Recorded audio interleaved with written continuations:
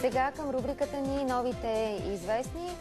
Ако си мислите, че социалните мрежи се ползват само от младите, да знаете, че не е така. Следващата героиня в нашата рубрика предизвика и нашето внимание, а и на много потребители в мрежата. Тя е Ивайла Петрова или бабата на TikTok. Видеото, в което Ивайла използва една конкретна песен, "Лампата сама се загаси", стана хит в TikTok. Ивайла не разкрива лична информация за себе си, не знаем на колко е години, не можем да кажем и къде живее, обаче екипа ни успя да се срещне с нея и нейните приятелки. Гледайте! Лампата сама се загаси. Секси, секси, секси.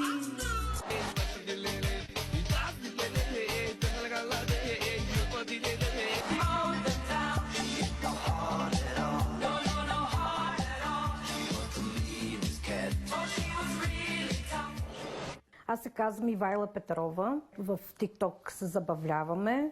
Много е хубаво, готино.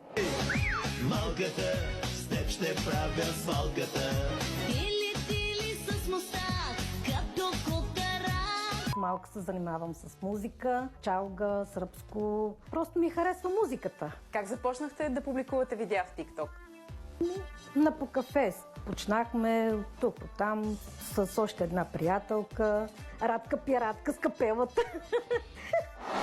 Разболя се какагана от екезесето, па напусна какагана сред бял ден полето. Видях, че много хора пожелаха дори да направят дует с вас.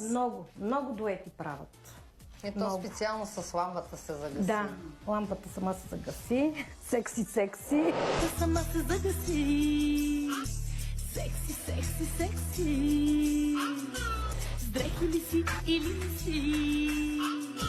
Защо според теб привлече вниманието на толкова много хора с това видео? Не знам и аз се чуда защо. Не знам какво стана.